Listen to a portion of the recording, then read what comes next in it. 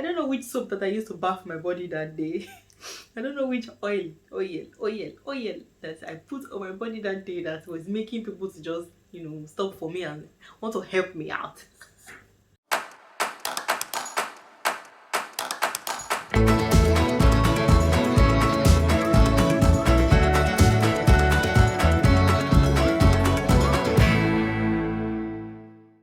Hi guys, and welcome back to my channel.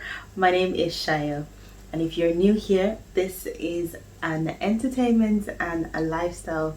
I think I used to say lifestyle and entertainment. Whichever one. This is a lifestyle and entertainment channel, and we're all about making you take a minute or take a moment or take a pause to just breathe and relieve the stress. I started saying that last week, and I realized that that's precisely what I want to do. I want you guys to just get your minds off whatever worries or stress that you're going through, and just smile and have a good time, hopefully by watching any of my videos. So having said that, if you haven't subscribed yet to my channel, this is the time to do so. It's just a red button under this video. Just look for it and click it. It is story time. Yay! I have a story. Story is now a story. I was talking about my IT days recently with some friends, and then it occurred to me that I have a story that I haven't shared with a lot of people. I wrote it down before that I'll share it one day, but then I felt okay, this is probably the right time to share it. And this is, I don't know how many people I've told this story, to be fair. I don't think I've told a lot of people, so perhaps my husband, my parents, my siblings might be hearing this story for the first time, so so sit tight, especially my mommy. I know you are going to watch this video, mommy and my grandma. I know you're going to watch this video, so don't castigate me, please. I really love telling stories. I probably got that from my dad, because my dad used to do like storytelling for kids. I love telling stories, so on this channel you're going to be hearing so many stories, and they're all interesting ones, I promise you. But today's story is one of the experiences I had when I hitched a ride or two rides in Lagos on the same day. So obviously my mom or my dad would tell me don't enter a stranger. Why would you even want to enter a stranger's car in Lagos? Why would you want to do that with all the kidnapping stories, with all the horror stories, or stuff like that you hear? Why would you want to enter a car? But me, I said, I won't enter just one. I enter two different strangers' rides. I can sense my mom watching this video and looking at me like, oh, Shayo, Timamwe. Anyway, I'm going to go straight into the story. So when I was doing my IT sometime in I always forget, maybe 2008 or 2009, 2008 or something like that. IT is industrial trading, and it's like an internship where you do where you take a break from university and then go to a company that has something to do with your course of study, just to learn more about the course you're studying. So that's basically what IT is. So when I was doing my IT, one of those days after work, I was a bit stranded. So normally during rush hour, so like after work or before work, it's difficult to get like a public transport in Lagos, so you have to hustle for it normally. That's if you're not driving. So and even if you're driving, it's like chaotic. So there's like traffic all over and stuff like. So it's just really it's a stressful time to take public transport or to drive your car during rush hour in Lagos. And I mean times where you're either just coming from work or you're going into work. So now, having said that, this day, right? This day was one of those days. So, and it wasn't just that it was rush hour, it was raining as well. So it'd been raining maybe all day or all week or something like that particular week. And so the roads were flooded, it was heavily raining, but I needed to get home. So I got to the bus stop and I waited for a bus, and I'm not one to hustle for public transport, even on days that it's not raining. I wouldn't hustle for public transport.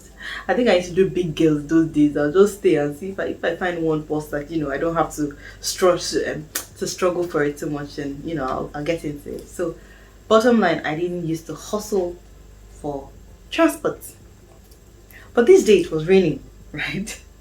So the chances of me getting public transport on a day that was raining with at rush hour was the probability, if you're a mathematician, the probability of me getting the transport on that day was less than 1.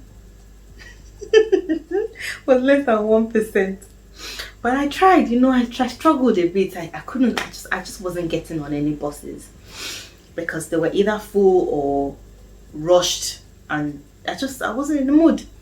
So whilst I was waiting at the bus stop, because I didn't want to rush with the people, with the crowd of people that were standing, particularly where the buses will stop. So I stayed a bit away from the crowd. So I was waiting for a bus, quite alright, but I was away from the crowd. So you could say that you could single me out, basically. And so I was standing there, just maybe like checking my phone. I can't really remember. I must have been checking my phone. I was so hooked on my phone in those days. I said, this cab, it was a taxi. It stopped in front of me. So there was the driver, of course, the owner of the taxi, and then there was a passenger in the back seat, a man. So it stops in front of me, and it was like, hey, hello girl, hello fine girl. I think I'm exaggerating. I can't remember how he called my attention, but he called my attention, and he said, "Are you waiting for a bus?" And I said, "Yeah." I said, "Yeah." He said, "Come, we said, where are you going?" I said, "I'm going to." I told him where I was going, and then he was like, "Oh, that's where I'm going. Come, let us drop you." And normally, my motherly advice, motherly and fatherly and grandmotherly advice, because I was staying with my grandma then in Lagos. That advice in my head would have been, okay, no, don't do that. You don't do that. You don't know this person, so don't enter the car. But this other person in my head was just telling me on this side, oh yeah, enter now. You have been waiting for bus since. Enter this car. They will take you to where you're going. So I hesitated at first, and then I was like, no, okay, no, don't worry. No, I'll just wait for the bus. And then the guy was like, no, I'm not going to, I just want to help you. I just want to help you. I can't remember what he said, but I think he made a statement that said, okay, I wouldn't hurt you. I'm just trying to help you. And so somehow, I just said, well, yeah, well, what's the worst that can happen or whatever. And I was frustrated because I hadn't gotten the bus for almost an hour that I'd been waiting. And I just wanted to go home and rest. So since he offered, I said, fine, no problem. So I said, okay, thank you. And I entered the car. I think he moved for me, and then I entered and we sat down. Two of us, we sat down at the back, and the taxi driver was in front. So we left, we set off, and we were going, and he was just like chatting to me and just asking me questions. Oh, so what do you do? Where do you work? Oh, so you're still a student. How is school? What are you studying? It was really, a honest conversation, and we're just chatting, and we were on our way. So nothing suspicious, nothing happened. It was really truly a honest man that wanted to help me. Thankfully, because obviously it could have been a different story, right? So we set off and we're going. The rain was heavy, the roads were flooded, it was terrible. So there was traffic and stuff like that. We had been chatting and all of that. And then we got to this particular place. There was so many, the road was jammed up. There was so much traffic. And we got to this place, and he said, he was asking the taxi driver that, how long does he think it would take them to get to where he was going. And the taxi driver was saying, this traffic is much, so it might take a while, blah blah blah. So I think he was in a hurry to get to where he was going. That's the guy that was sitting beside me, was in a hurry to get to where he was going. And then he just decided, you know what, I'm gonna come down from this taxi and take a bike instead, since I'm almost where I'm going. But because of the traffic, it might take a longer time, so I'll get down and I'll take a bike. So he decided that, and he paid the taxi guy, paid the guy money. Obviously, he paid my money as well, and he said, okay, just drop her wherever she's going. That's why I relax now inside the car. I just relax that see me inside taxi, that somebody pay money for my taxi ride, that how God works wonders. If I had known, I wouldn't have relaxed that I relaxed. Anyway, so after a while, we're still in traffic. It was bottleneck traffic. So after a while, that's how the taxi driver just told me, sister, me, I can, this traffic is much, me, I cannot go anywhere again. I'm like, sorry? The guy's like, let me drop you. Maybe you take bike. I will give you money. Maybe you take bike, because me, I cannot go past this place. This road is bad. This road is terrible. Actually, in all fairness to the guy, the road was bad. If you know Lagos roads, when it floods, there are some particular area in Lagos when it floods that it just gets nasty. Like the car is literally swimming in a pool of water on the road. And then sometimes where we've got gutters on the side of the road, if you're not sure of that, if you're not familiar with that area, you might be walking in a gutter, or you might be driving into a gutter. That's how bad it was whenever we had heavy rains in Lagos. I think it's still like that now in some areas. So, hopefully we can sort all of this infrastructure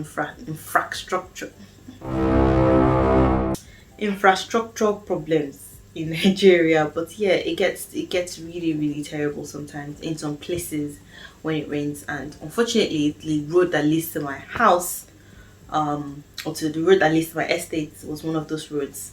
And so it was terribly flooded. So in all fairness, yes, it was terrible. It was flooded, but I didn't care. I was like, they've paid for you, guy. They have paid my money. I want to relax in this taxi as you take me home. And so we had back and forth for a while. And the guy was like, no, I'm sorry that I cannot take you. I have to turn back. I cannot go on this road. It's not good for my car. I can't just go. And he was adamant that he wasn't going to take me any further. And so I had to come off the taxi. That pained me that day. I was like, oh God, why? Anyway, so I came off the taxi and I started walking in this road, this pool of water, like in this terrible road. I was like, pulled up my trouser, my shoes were all soaked. I couldn't even bother. It was raining. I didn't have an umbrella. Like, it was just terrible. If you had seen me that day, you'd have been like, oh, this fine girl inside the rain. It was a terrible experience. And then I was walking. I was already like, how am I walking in this water? Dirty water. Like, it reached here, and you can't see what I'm saying, but it was over my knee, at my thigh, at the beginning of my thigh, or my thighs. And I was like, this is not the life. So I was walking anyway. I had to walk. If I was going to walk from that place to the house, it would have taken me, say, 15 minutes where he dropped me. So if there was no traffic and stuff like that, it would have taken us 5 minutes to get to my house. So anyway, I started walking, and I was walking, and then suddenly I just hear again, hello fine girl, hello fine girl, where are you going? Second time on the same day. I don't know which soap that I used to bath my body that day. I don't know which oil that I put on my body that day that was making people to just, stop for me and want to help me out. But I actually just feel like God was helping me. Don't let me even, seriously, I don't know. God just sent help as my way that day, because I don't know. Anyway, he goes, hey, excuse me, fine lady, where are you going? Let me help you. So I told him where I was going. I was like, oh, I'm going to the estate. It's a medium house nest, it's just there. And I was like, oh, let me help you. I was like, no, that I'll just walk home. And he insisted. And this one, with the way he was talking, I knew that he had ulterior motives. Not to take me for rituals, but I knew that he wanted something more than just to drop me. And so I tried to resist and say, no. But when I saw the water, and I said, this person have nice car. He says he's offering me to drop me. Why am I doing strong head? It's only God that saved me that day. I'm telling you. I bet if my mom is watching this, she's just like, ah, ah, ah. Anyway, I get into the car and we go. Now, so he drives off, you know, the traffic eases off and then he drives off and he takes me to the house. But obviously, he was asking questions and stuff like that. And then, of course, like I said, I already knew he had ulterior motives. And so when we got to the estate in front of the house, then he asked me for my number. I was like, so what's your number? Let me, you know, give you my number, whatever. I didn't want to just argue with the guy, so I just said, yeah, you know what, just take the number. And of course, as you would expect, he disturbed me for a couple of days or even months or so. And somehow that just fizzled out. I don't know how I was able to get rid of him, but yeah. But yeah, that's I just remember that that's such a nice story to tell you guys that I don't think I've shared it with anyone in such detail before. I don't know if now I'll enter somebody's car like that again, to be fair. That day was just, I don't know what was happening that day. And I don't even know if to advise you guys to get lifts. There are people with good meaning intentions that they just want to help you. And there are people that are actually bad people, so I wouldn't say just enter any car that you see that, you know, says they want to help you. So I hope, you know, I just hope that you have the spirit of God to discern that when you actually need help and help comes your way, that you're able to discern that, you know, this is the right way to go, or this is the right person to enter his car, or I don't know how to say it, but hopefully you would not enter one that would now take you somewhere. Mine ended up good, okay for me, but some other people don't have the same stories that I have to tell, unfortunately. But I'm just grateful to God that I'm able to sit here and tell the story, right? And you don't just don't go and be entering any ride, or any ride that you don't know the person. Don't go and be entering. Me, I'm not there, but this is a story that I have for you guys. So I really want to hear you guys' stories. Have you had any experiences of like lifts or rides that you've entered that hasn't turned out well?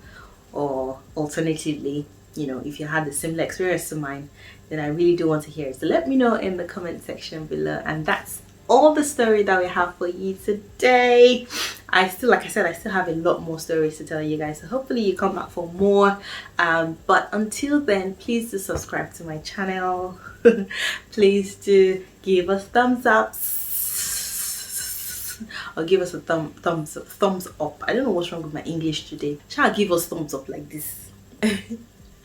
And also click the notification bell just so you know as soon as a new video comes out. Thank you guys so much for sticking with me throughout today, and I hope you come back next week for more fun and entertainment on this channel. But till then, stay safe and be good and live life and enjoy life. And I'll see you next week. Thanks for watching. Bye bye.